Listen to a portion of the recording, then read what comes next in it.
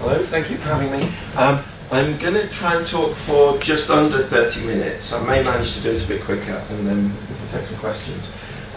Before I start properly, two background things. First of all, why are you being left to listen to me for 30 minutes on a Saturday afternoon? On what basis am I, a non-teacher, telling you guys anything? I used to be an academic in Scotland, and I was involved in schools outreach then in various ways to do with generating materials, including funding other groups to do that. So I sat on some of the panels that awarded grants. And the last few years, I've worked at Google now for nearly 5 years in Switzerland. I've continued to be active in our university relations team as a 20% activity. So this bit that you can't see at the bottom says Google are on 20% activity or something. I'm currently Google's rep on the CAS steering group as well. We were thinking about what I could usefully talk about here. And I'm going to give a very personal take on this. So I am speaking as an individual, not on behalf of the company. But industry and teaching is a really sensitive combination, and I am aware of that. I'm going to mention things from lots of companies, but I can't speak for those companies in the same way that I can speak for Google. So that does actually influence things. And this is all cutting off, so I'm just going to press the format button here. Is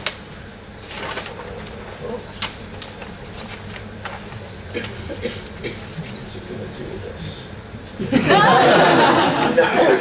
Never mind. It's almost all pictures anyway, once it gets past. Google's been fairly heavily involved with computing at school and with the recent things that have gone on, particularly with the government down in Westminster, with DFE consultations and so on. And we're really, really careful to keep saying this. We are not teachers. Actually, a couple of my colleagues are trained as teachers who are involved in this stuff, but we are not teachers. I am not a teacher, and I am not going to say anything in the next 28 minutes to tell you how to do your job, right? What we are saying to government a lot is we defer to education specialists, or we defer to the teachers to decide how this should be done. And we keep trying to convince them they should let teachers make decisions rather than politicians and policymakers. But what I'm going to talk about here is much more general. It's about resources, and I'm going to talk a little bit about where the resources come from and why. Now, there's lots of things that you guys are used to already. So, Quintin at Glasgow produced Computer Science Inside. There's a better known thing internationally. I think it came out of New Zealand originally, called Computer Science Unplugged. Some of you may have seen Computer Science for Fun, which comes from Queen Mary University in London. These are resources built essentially by academics for use by teachers. They all have a little bit of industrial funding behind them, sometimes a lot, sometimes not so much. But they're the sorts of things that I'm going to touch on, but they're not the only kind of resource that crops up that has got industry backing for it. And I'm going to talk for a few minutes about why industry sponsors resources at all. At the end, I'm going to give you a few pointers as to how you can and unfortunately can't influence these resources. And in the middle, I'm going to talk a bit about where to find them.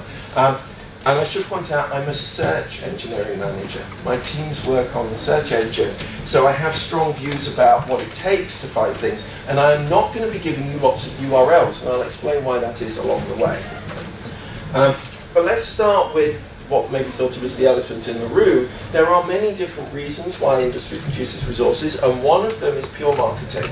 And that worries a lot of people. There's sort of, hey, we as a company, whichever company it is, create a really good vibe by doing this, make ourselves be seen as nicer people.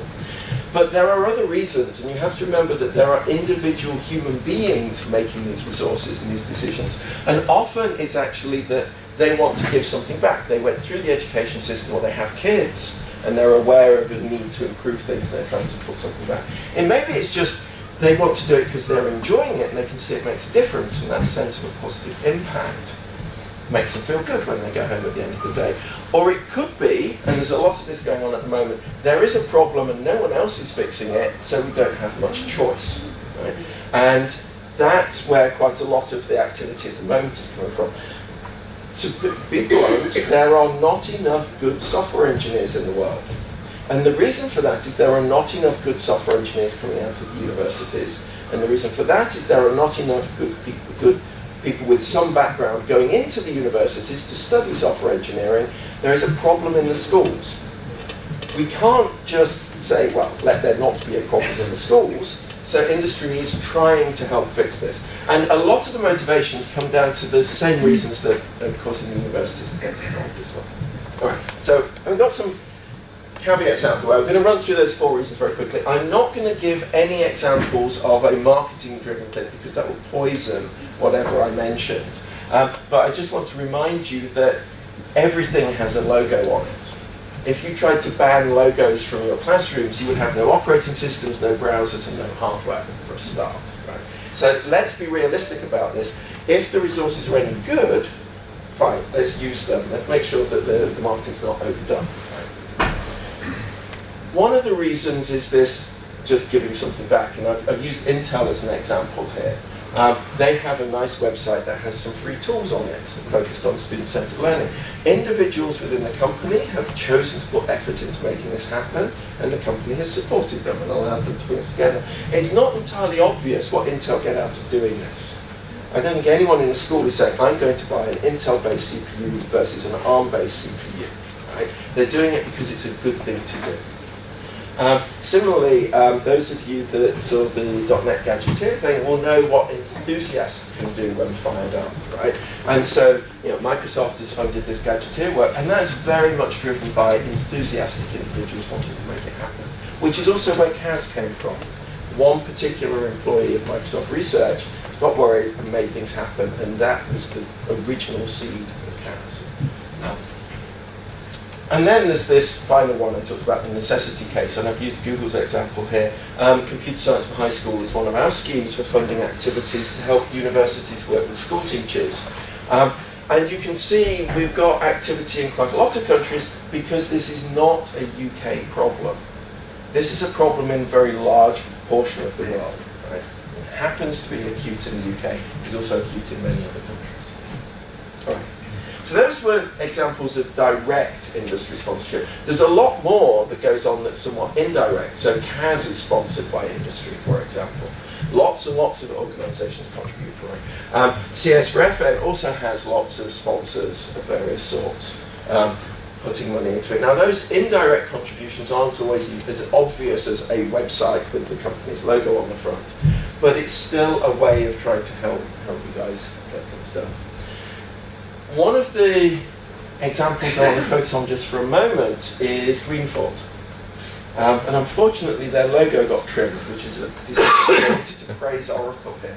There are a variety of different ways that companies fund engagement in this sort of space.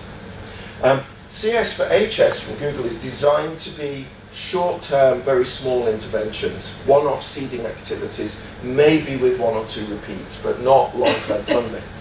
Sun Microsystems funded work on Greenfoot and on BlueJ, which is a kind of university-level environment for teaching Java. And when Oracle bought Sun, they've continued doing this. They have been funding this work for somewhere between 10 and 15 years, paying many people's salaries to do this. That's a serious engagement to make it happen.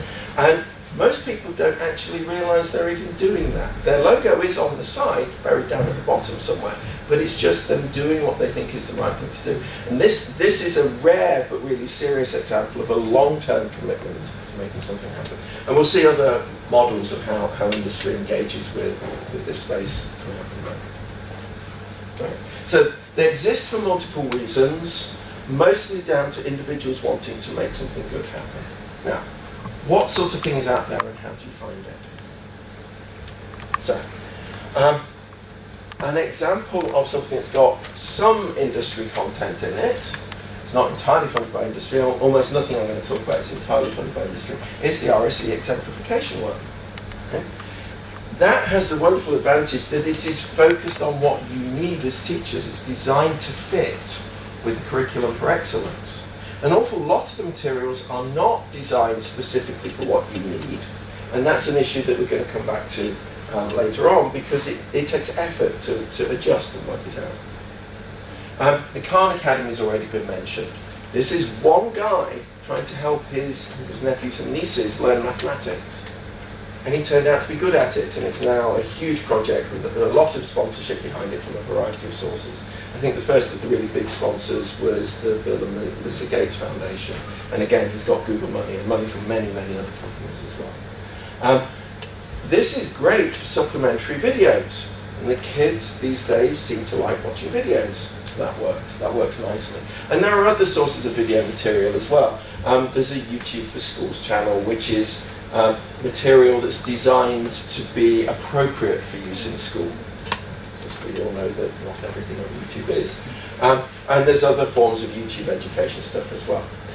Those sorts of resources are fine if you want to go and plough through and you're just looking for general things, and they cover more than computing. But there are also specific sites. So computational thinking is an important topic. And there's more than one dedicated site. And I know this one's a Google branded site, but you'll notice Conrad Wolfram from Wolfram Alpha is featured highly there, talking about this particular topic. So you will often find companies working together to try and solve these problems. Yeah. I'm a Google speaker in a Microsoft building. Right? They haven't shocked me.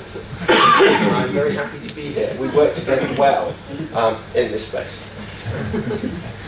Right. Now, it's been mentioned a couple of times through the day already that it's not just about resources for the kids. CPD is a big issue. I'm going to show you two places you can think about for CPD, but this is a really serious commitment. This is not CAS Hub having a few evening sessions to teach you Python. Udacity and Coursera are providing online courses to enormous groups of students.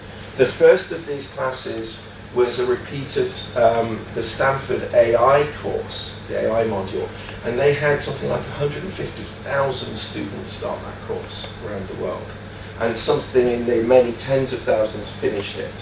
Right. This is a way, if you have the time, to learn a serious topic, university level material, way beyond what you would need to teach the kids, but you'd really know it. It will give you huge confidence. The problem with these things is they don't cost any money, they cost time. And I'm married to a teacher, and I know that time is unbelievably precious. I don't mean time out of the school day where someone has to cover your lessons. I mean evenings and weekends. But for the few of you that decide there is a topic you really want to get into, there is actually top-end CPD easily available if you can find the time for it. The hard part is the middle ground. There's just not enough yet, and CAS is working to try and help with that, and other parts of Scottish Government and elsewhere, I'm sure, are trying to find ways of doing it, but the governments have no money, so they're trying to find ways to do it cheaply. This is a great way to learn something serious cheaply, if you have the time to invest. Right. So we've already seen the Intel site. There are lots of these sites. The best way to find them is not to memorize the URLs, because every now and then people reorganize it all. Is to use a search engine. There's a really good search engine available, and it's called Bing. Someone mentioned Googling earlier. I think it's a bit rude to do that in this building. Right? Bing is a very good search engine. I won't make a sarcastic comment, but sometimes do go with that. And I'm sure if it was a Microsoft speaker saying Google was a great search engine, they would be biting their tongue as well. So Intel has lots of stuff. Just put a company name and education in, and you'll find these kinds of sites. Microsoft has a number of lesson plans in Microsoft Education that are useful in all sorts of ways for using technology. Some of them will be relevant for teaching IT, various parts of ICT. Some of them are useful for teaching CS. You have to explore and find what's there that you want. There's nothing to stop you putting topics in as well when you're searching for things. If you prefer an app-oriented approach, Apple has a huge number of education-related apps available on their platforms, and they've organized their site by different subjects. There's mathematics and science and so on. For something a bit more hardcore, Mozilla has material available for helping people understand what goes on inside their code base, learning to program at that level. Now, this is going to not be suitable if you're a primary teacher. But maybe if you've got a few really good kids doing advanced higher, pointing them at something like this will save you some real heartache. It will give them something to engage with where you don't have to be inventing everything for them to do. And there are lots of competitions for those kids as well. So we as a company run various things where we sponsor both university students who are paid to do it, or school students who are paid by result, to work with open source projects. It doesn't benefit us directly, but it helps the ecosystem, and it's a good opportunity for the students to improve their skills. The problem here, and I'm acutely aware of this because I work on a search engine, is there is way too much material. As I've already said, you guys don't have time to search. So how many of you, for example, were aware that there's a Google Education site and it includes a structured index of material? Probably not many. I bet no one in the room was aware that 2 years ago, Unity 3D, which is a company that manufactures a game engine, was giving away hardware and their pro software, the stuff you normally have to pay for, to schools. You won't know because there are trillions of web pages out there, right? And you're not going to think to search for them, you don't have time to search for them. So the fact that industry is producing all of these resources is actually not helpful. There is a way around this though. And this is where I think CAS comes in. Those of you who haven't already done so, I really encourage you to join up on with CAS and to go and look at CAS Online, which the University of Kent has just set up as the, it's a discussion forum and a resource repository and an event recording system and so on. The resources are organised in various ways. You can see new resources being put in by various people over time. You can see them by popularity. Now, there is an advantage to finding your resources this way. Yes, please do explore the rest of the web, find other things and record them here. But by doing it as part of a community, you can help each other work out what's useful and what isn't. So for example, YouTube has a chunk of material available online about being a digital citizen, and in particular focused on YouTube, the problem with people who are lying online with cyberbullying, you know, what is and is not appropriate use of things, safety modes, privacy and so on. But it's structured as something like 7 50-minute lessons. Chances of you having 7 50-minute lessons to spare is almost nil. Right? But other people who've looked at this material maybe I'd say, this 5-minute bit's really useful with 10-year-olds or something like that. By engaging with the community for any given resource, you can find who's tried it, how did it go? You can save yourself a lot of time. And when you try something, share that knowledge, help each other. And then this pool of industry-sponsored resources starts to become actually tractable. Right? Now at the moment, there's a resource structuring page, so the material is grouped, and you'll find it's grouped with various English qualifications and various programming languages and so on. But this is a wiki. Join the community and fix it. Why is there nothing here about Scottish-specific resources? Only reason is so far no one's put it in. It will happen, right? But it takes engaged individuals who know how to interpret this stuff to actually do something with it. It's not just about digital resources. It's also worth being aware that through CAS you can get access to people, not just teachers. So there's a thing called Computing++, which is designed to connect industry developers with schools. Not so that those industry developers then start delivering classes. People keep saying this. They keep saying, oh, company X, maybe the one I work for, maybe one who's building a or maybe some other company, could send their engineers into schools to teach all the kids the program. Right? And I keep saying this, but we didn't hire them for their teaching ability. In fact, you could probably guess that teaching ability might not work in their favor given the way we interview. So, yeah, we've done a little bit to try and help with this. We've funded some teachers through Teach First. But this is a great way for individual developers to volunteer their services, not necessarily to help in the school directly, though sometimes they will, they'll help with an after-school club or whatever, but to help you. If you want to learn to program, maybe there's someone in the next street who cares deeply about this issue because they're worried about their kids or their grandchildren's education, who will sit down and teach you to program. And that's what Computing++ is for. It's to try and help build those bridges. It's not got a huge number of people in it yet.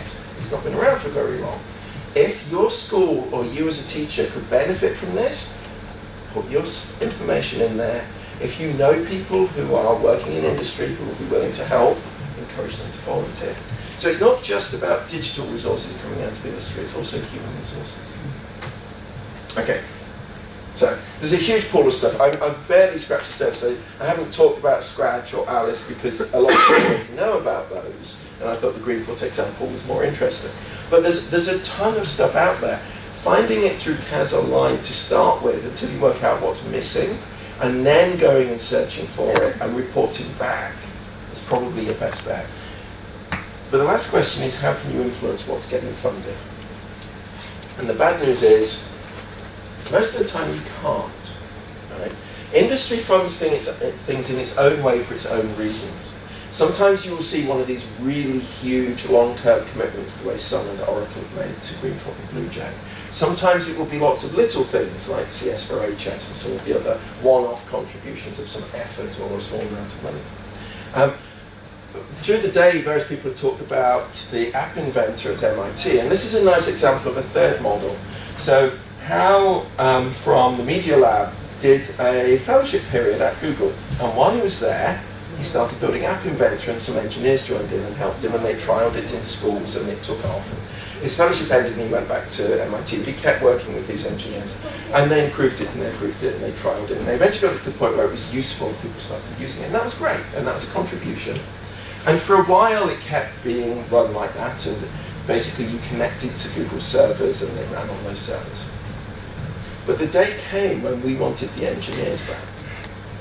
Our engineers are desperately precious to us, and we couldn't afford to have those engineers be distracted by doing that work. We needed them to work on something else. So App Inventor, contrary to something that was said earlier in one of the sessions, is now completely open source. The response wasn't, well, we need the engineers back, that's it, switch it off. It was way too widely used for that to be a reasonable action.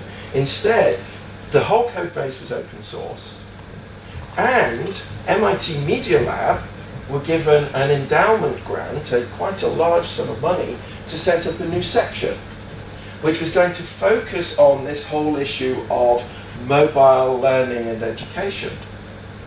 And they were given enough money to pay some salaries and to start running MIT App Inventor. And as was mentioned in one of the sessions earlier, they're now looking to expand it beyond just Android, which is where it started.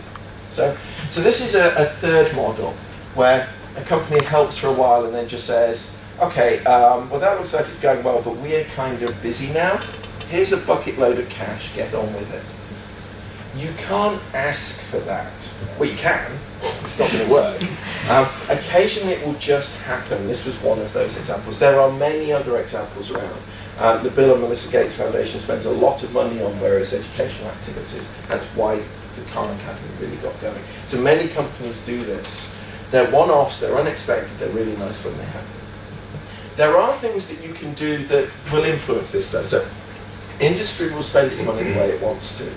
And even the people inside industry can't completely steer and control that. We try and push, but it doesn't always work. The things you can do that influence this are things like adopting technologies. App Inventor exists now because it was being used. If it wasn't being used, it would have just been turned off one day. So if you actually find things that are useful, use them. And make sure people know you're using them. Right? It would be very embarrassing if 20 million people had been using App Inventor and no one knew, so we just turned it off. Right, we'd have noticed the load on the machine, so we would have known. But and don't just give feedback and say, this is wonderful, or I hate this, please turn that bit of it purple, or whatever your complaint might be, right? Constructive engagement, right?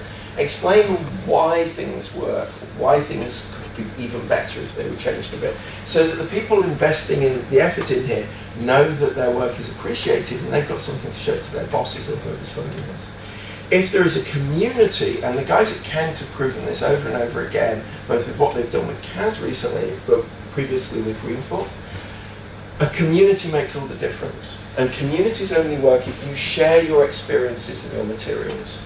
Try not to be precious about this. You know, if you find something works, share it with other people, it makes a big difference. Because resources that have got a community that's keeping those resources alive and improving them can start self-sustaining. It makes a huge difference. And randomly, companies will come along and throw a little bit of extra money in the pot to help do that. So the Sun and Oracle funding of Greenfoot, I'm sure that they're doing that because they know it's the right thing to do. The fact it has a huge amount of community engagement makes it much easier for them to justify doing that. And speak out. Not speak out as in the government should do something kind of way, because we can all say that, it doesn't necessarily make much difference. Speak out by telling people what works, share your experiences, make sure that you encourage people to try new stuff. Right? Train up people in the things that you've learned how to do. Right? And if any of these things are open source projects, if you can contribute, please do. Maybe you don't want to contribute code, though if you can, that would be wonderful. But even just helping document things or writing examples or providing translations into another language is a good thing. It shows engagement. How much of the open source material has been translated into Galley? How many should be? How much should be? Right? That's not something that a random developer in London is ever going to do.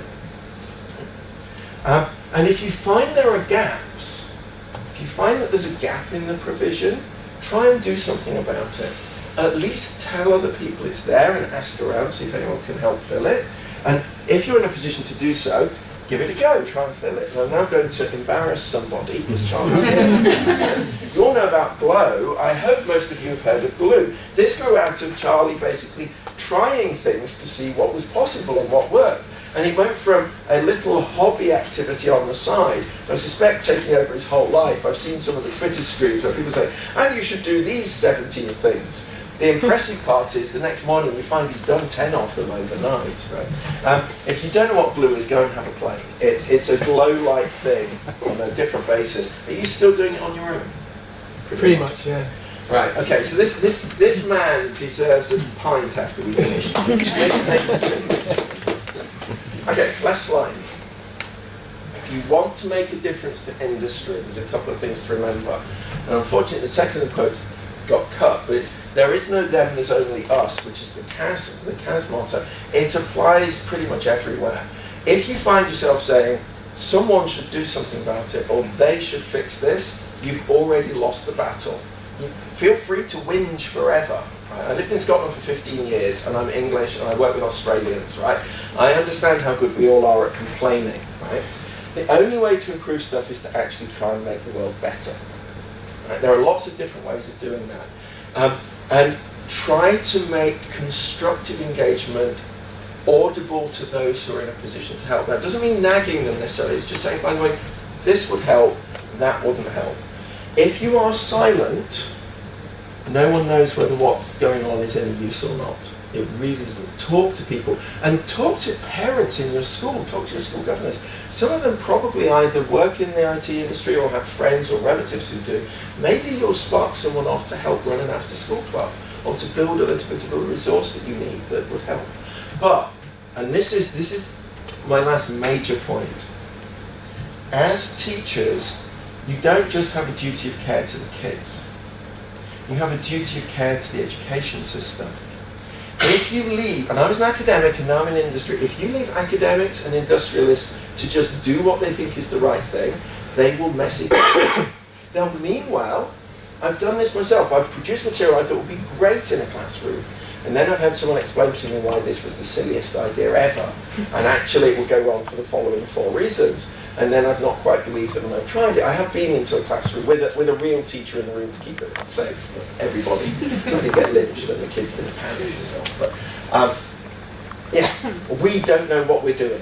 Right? There are a few exceptions to this. Quentin has huge amounts of experience of working with schools. And he's shaking his head because he knows he's not perfect yet, I'm guessing from that shaking of the head.